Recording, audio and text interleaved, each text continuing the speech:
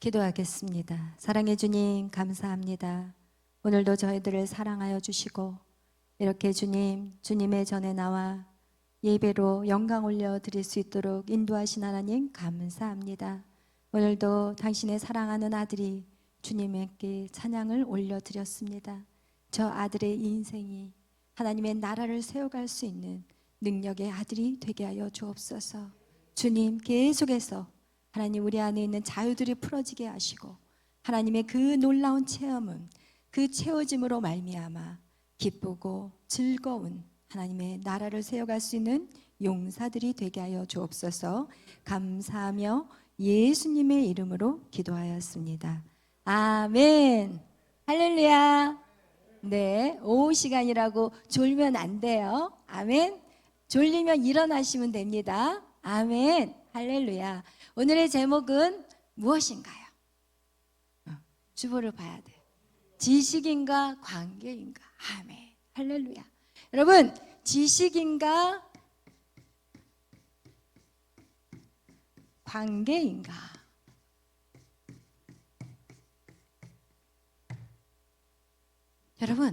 여러분에게 물어보고 싶어요. 여러분은 하나님을 어떻게 알고 계세요? 지식으로 알고 계세요? 아니면 하나님을 인격적으로 만나는 관계로 알고 계시나요? 여러분, 오늘날 많은 사람들이 하나님을 알고 계세요. 성경을 통달하고 있고, 와, 오늘 마태복음을 딱 오늘 11장 25절에서 27절 말씀 딱 보면, 아, 대충 머리가 이 말씀을 전하려나 보다. 이게 여러분 쫙 깨지잖아요. 그죠? 이거 같이 우리가 성경을 몰라서 진짜 신앙생활에서 정말 무지해서 몰라서 신앙생활을 제대로 못하는 게 절대 아니에요. 여러분, 복음은 뭐예요? 복음은 실제예요. 복음은요, 살아 숨쉬는 거예요. 실제 내 인생에 이 복음이라는 것은 영향력을 끼쳐야 돼요. 예수님을 믿으면 기뻐야 돼요. 예수님을 믿는다는 것은 내 삶이 즐거워야 돼요. 신이 나야 돼요. 기대가 돼야 돼요. 내일은 또 기대가 되고 그 다음 날은 또 기대가 돼야 되는데, 그럼 우리가 하나님을 믿으면서 기대하지 않아요. 행복하지 않아요. 그냥 종교적인 형식적인 삶을 그냥 주일날 되면 오늘 교회 가는 날 하고 그냥 아무 생각 없이 와서 찬양할 때도 찬양 부르면서 딴 생각해. 찬양 부르면서 집에 있는 냉장고, 오늘은 왜 이렇게 설교가 기나, 오늘은 끝나면 잽싸게 가서 친구를 만나야지, 막 이러면서 이 예배 시간에 온통이 머리는 딴 데가 앉아 있는 거예요. 전혀 예수님을 믿는데도 내 삶에 기쁘지가 않아요. 그냥 세상 돌아가는 거 보면 근심이 나고, 은행 잔고가 쭉쭉쭉 빠지면 이제 염려가 찾아오고, 여러분, 돈 때문에 염려하게 되고 사람들 관계한테 티그닥티그닥 하면 이 마음이 그냥 분노로 차가지고 그날 밤에 잠 못 이루는 밤, 우와, 열받네 이거, 내일 어떻게 가서 한 소리를 확 찔러버릴까. 여러분, 예수를 믿으면서 여러분 그런 마음 갖고 살지 않나요? 그러면 여러분 예수를 모르는 거예요. 여러분 예수님을 믿었다고 말은 하지만 여러분 지식적인 사람의 삶을 살아간다는 거예요. 지식적인 사람, 여러분 그가 누구였어요? 구약 성경에서 지식으로 머리가 꽉 차 있는 사람들이 누구였어요? 바리새인과 서기관들이었어요. 그들은 너무나도 잘 알아요. 박사들이었어요. 그냥 줄줄줄줄줄줄 율법의 613가지 10계명에 대해서 박박사들이었어요. 성경 모르는 게 없어요. 그러나 그들의 삶은 행복하지 않았어요. 어떻게 하냐? 내가 행복하지 않으면 다른 사람들을 긁어. 내가 행복하지 않으면 다른 사람 꼴 보기가 싫어. 아, 왜 저렇게밖에 안 되지? 왜 하나님을 믿었다고 하는데 저 정도밖에 안 돼? 저게 권사야? 저거 장로 맞아? 아니 저게 지금 목사야? 막 이러면서 여러분 모든 것이 여러분이 지식으로 들어가는 모든 통로는 비판과 판단과 정죄밖에 없다는 거예요. 여러분 절대로 이 지식으로 하나님을 알아서는 우리는 하나님의 사랑을 느낄 수가 없어요. 여러분 아직도 사랑이 느껴지지 않나요? 그렇다면 여러분은 하나님과 무엇을 가져야 돼요? 관계를 가지셔야 돼요. 여러분 제가 자녀를 키우면서 여러분이 마찬가지예요. 우리가 처음에 예수님을 믿을 때는 너무 모르니까, 예수님에 대해서 너무 모르니까 늘 하나님 저는 부족해요, 저는 죄인이에요 이러면서 말씀을 듣고 알아가기 시작하고 좀 더 이제 머리가 무거워지기 시작하면서 이제 목에다가 뭐를 대야 돼요? 기부스를 대야 돼. 이 목에다 기부스를 안 대면 이게 이제는 머리가 무거워지니까 이게 힘들어지는 거야. 목이 뻣뻣해져 가지고 나 좀 안다 이거야. 나 말이야 교회 20년 다녔거든. 너희하고 차원이 달라. 나 말이야 새벽기도 다니거든. 야 너 일주일에 한 번 교회 와? 아휴, 그러니까 네 인생 꼬라지가 이렇지. 나 말이야 내 지금 너 방언 터졌어 너희들 봤어? 막 이러면서 여러분 신앙 안에서 지식적인 것들이 쌓아갈 때는 여러분 어떻게 되냐? 모든 사람을 판단하고 정죄하고 그리고 어떻게 하냐? 자꾸 교만에 빠지게 되는 거예요. 여러분 정말 우리 안에 내가 하나님을 아는 것이 여러분 지식적인 하나님인지 아니면 내가 정말 주님을 만났는지 그것이 너무나도 중요해요. 저는요 초등학교 1학년 8살 때부터 예수님을 믿었어요. 저희 부모님은 교회를 안 다니셨어요. 저희는 언니 친구가 언니를 전도하고 그리고 언니가 저희 딸 셋의 아들 하나거든요. 저희 언니까지 해서 4명이 열심히 주일날 교회를 갔어요. 그 당시만 해도 교회가 많지 않았어요. 교통도 불편했고 그리고 저희 기억에는 40분을 걸어서 그 교회를 다녔어요. 근데 그 아이들 4명이 비가 오나 눈이 오나 그것은 하나님의 은혜였어요. 지금 생각하면 은혜예요. 어떻게 제가 8살이라면 제 여동생은 저보다 3살 어리거든요. 그러면 그 아이는 5살이고 그 남동생은 2살이 어려요. 그럼 몇 살이겠어요? 그러면 3살, 5살, 8살, 10살이 한 줄로 나래비로 서가지고 교회를 그렇게 열심히 다녔어요.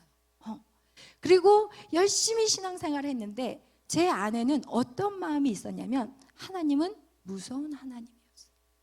하나님은 무서운 하나님이에요. 매일 주일학교 가서 선생님들이 하는 얘기가 똑바로 행동하라는 거예요. 주일날 빠지면 벌 받는다는 거예요. 여러분 우리는 가르치는 분이 어떻게 가르치느냐에 따라서 하나님이 화이트가 같이 밝고 순수하고 깨끗하신 분이 될 수가 있고 가르치는 분이 어떻게 가르치는지에 따라서 이 하나님은 무서운 하나님이요 그냥 빨간 하나님이 될 수 있는 거예요. 그래서 여러분 부모님의 역할들이 너무나도 중요하고 리더의 역할들이 너무나도 중요해요. 왜? 아직 하나님을 만나보지 않고 경험해보지 않았는데 누구를 통해서 알고 있냐? 그 부모님 아니면 리더들을 통해서 우리는 하나님을 알아가거든요. 그런데 그 리더가 제대로 그것들을 전달하지 못했을 때는 우리는 하나님은 무서운 하나님이에요. 저는 항상 하나님은 무서운 하나님이에요. 그런데 또 저희 아버지의 성격은 어떤 아버지냐? 저희 아버지 성격은 어느 날은 너무 해같이 밝아. 근데 어느 날은 완전 열받아가지고 다 눈치를 봐야 돼요. 그리고 어떨 때는 너무 재미있고 유머스러운 아버지인데 어느 날 봤을 때는 이거는 어떻게 아버지 앞에서 행동을 해야 될지를 모를 정도로 그렇게 엄한 아버지예요. 그러면 아이들은요 어떻게 해야 될지를 몰라요. 어느 장단에 춤을 춰야 될지 몰라요. 그래서요 부모님들은 어떻게 하셔야 되냐? 가정교육을 할 때 항상 일정하게 양육을 하셔야 돼요. 어느 날 내가 좋으면은 막 헬렐레 웃다가 어느 날 기분이 나쁘면 별것도 아닌데 그걸 끄집어내가지고 자녀들을 완전히 초토화를 시켜버리는 그런 부모들이 많다는 거예요. 그렇기 때문에 이 아이들은 헷갈려. 어떻게 해야 되는지 모를 때가 너무나도 많아요. 근데 어쨌든 저 역시 저희 아버지의 눈치를 보면서 어떻게 하면 이걸 피해갈 수 있을까? 제가 겁이 많았어요. 저희 언니는 겁이 없어. 고집이 세.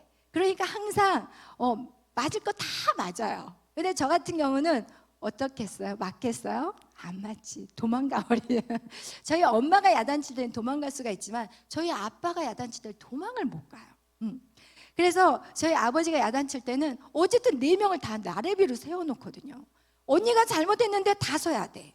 동생이 잘못해도 다 서야 돼. 그러면 저는 잘못하지도 않은데 거기 서가지고 제일 먼저 제가 싹싹 빌어요. 맞기 싫으니까.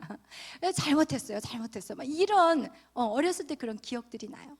그래서 저는 하여튼 하나님은 무서운 하나님이에요. 저에게 있어서 하나님은 무서운 하나님. 여러분 그런 하나님하고 관계가 될까요?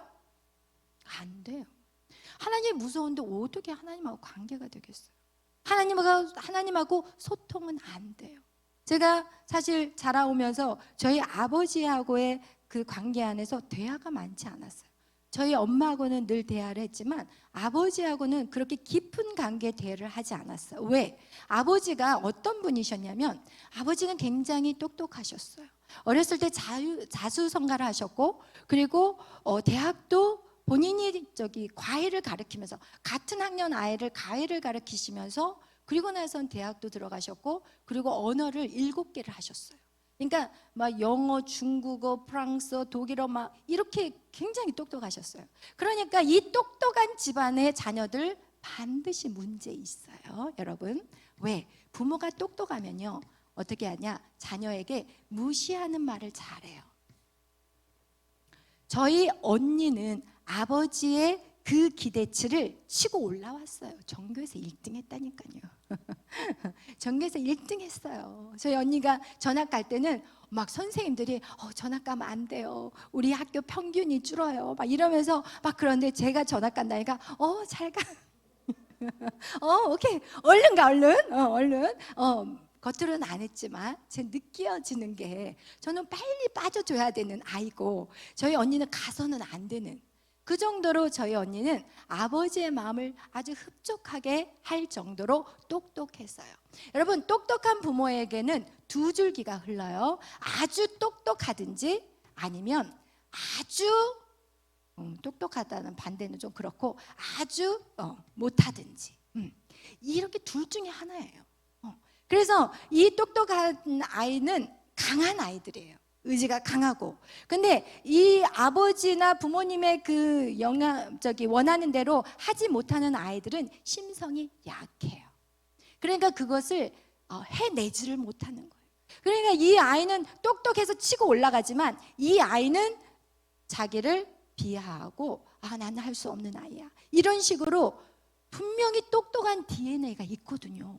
왜? 똑똑한 부모님 안에는 분명히 똑똑한 DNA가 똑같이 흘러가는데 내가 어떤 마음을 먹느냐에 따라서 달라진다는 거예요. 그 아이가 똑똑하지 않아서가 아니에요. 그 아이는 포기해버려요.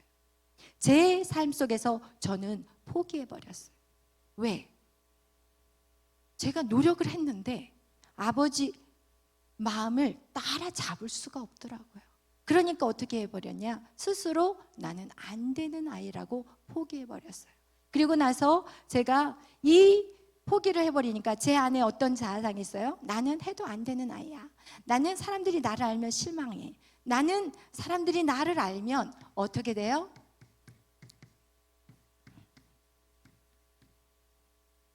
저는 어떻게 됐냐면 사람들에 대해서 제 자신이 수치스러웠어요. 여러분, 이것이 제가 사람들한테 부끄러웠다니까요. 사람들 만나는 거 싫었어요.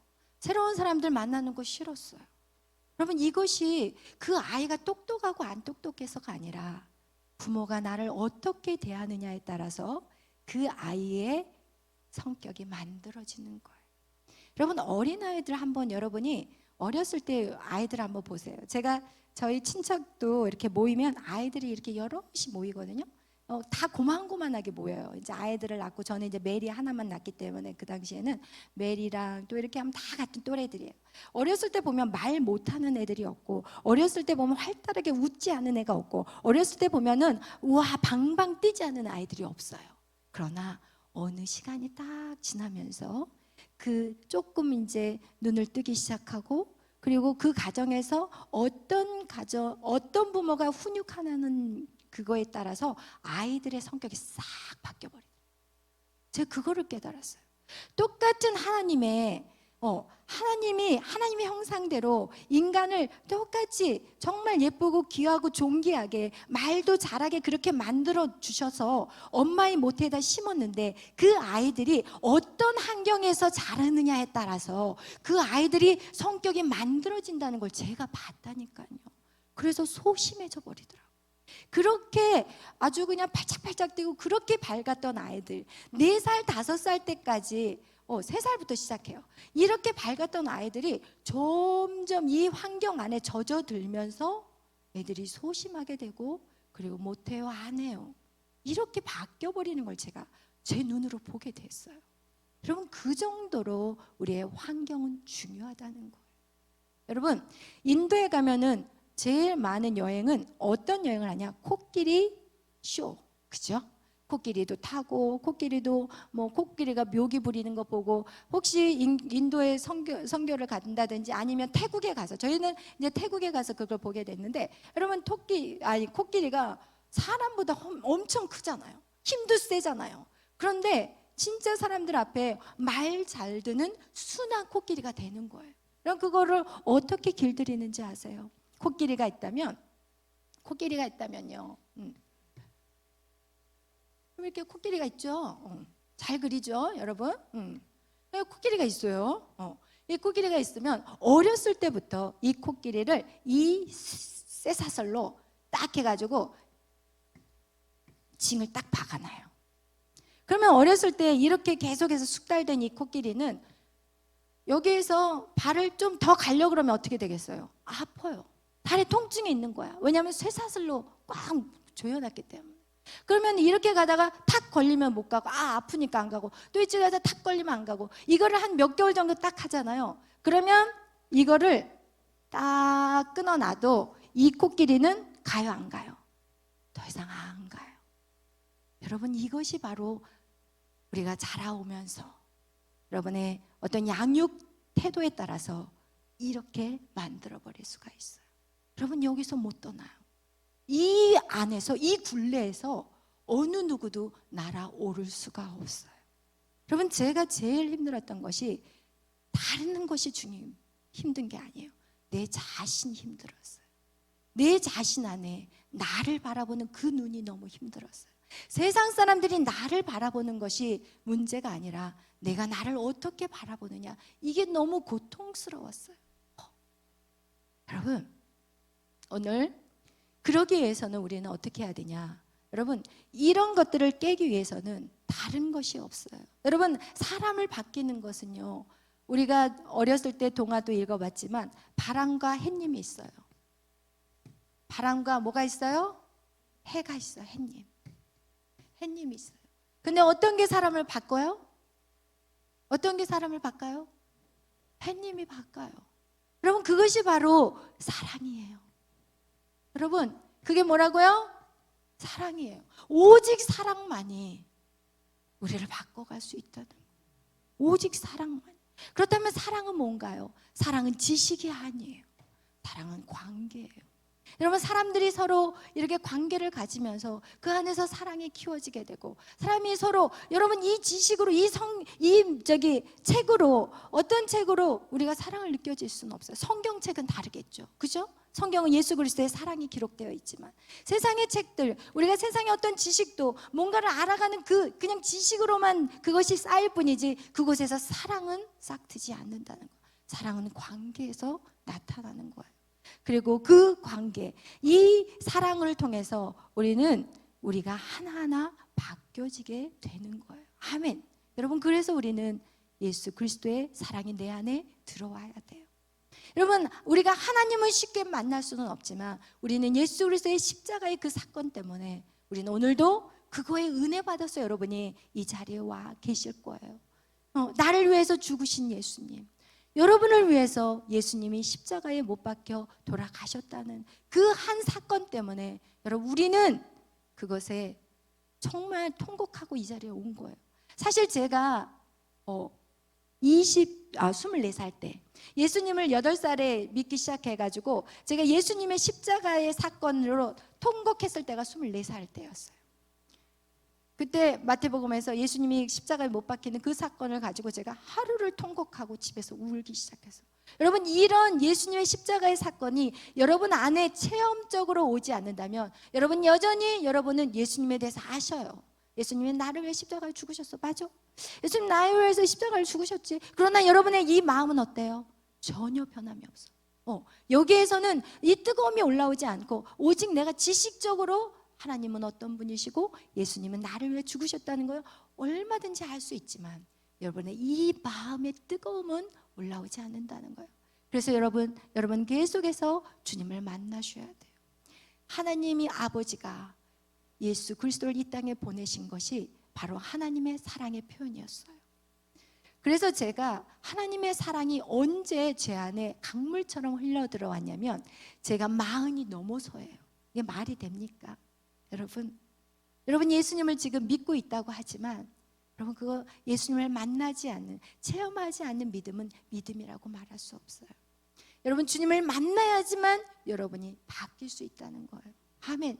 여러분 주님을, 여러분의 삶 속에서 주님을 체험하셔야 돼요. 아직 그 주님을 체험하지 못했다면 여러분 기도하실 때 여러분 예수님에게 집중하며 기도하셔야 돼요. 주님 만나주세요.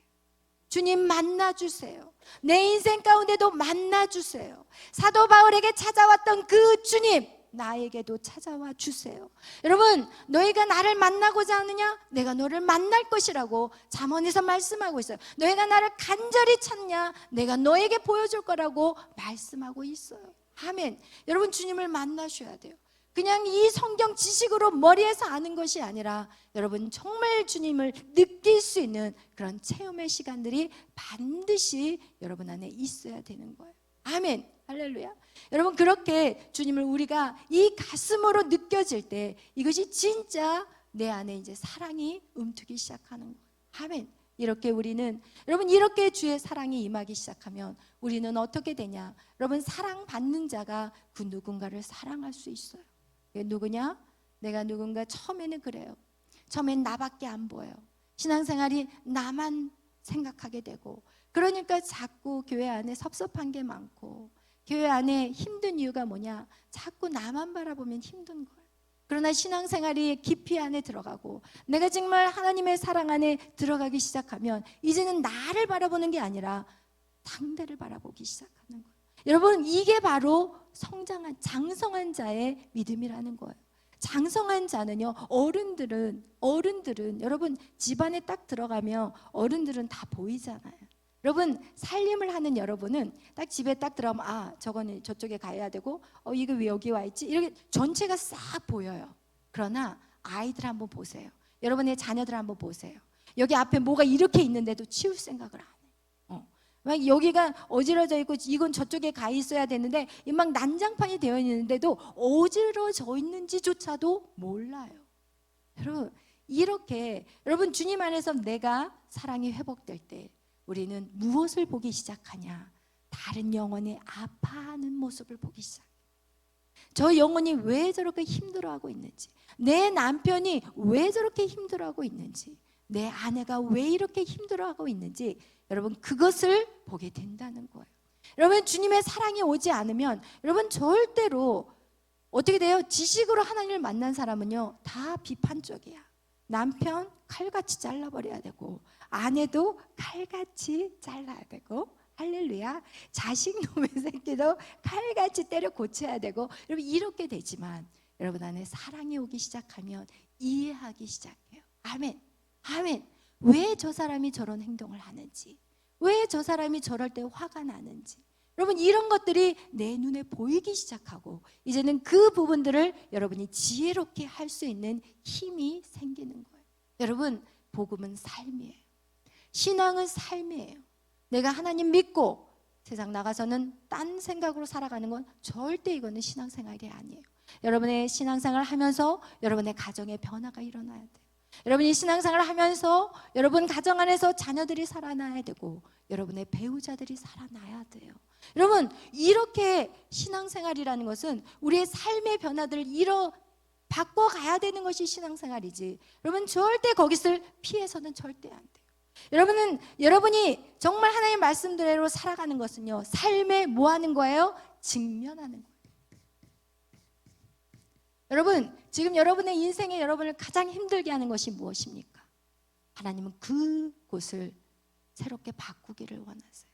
안 보면 끝난다? 절대 아니에요.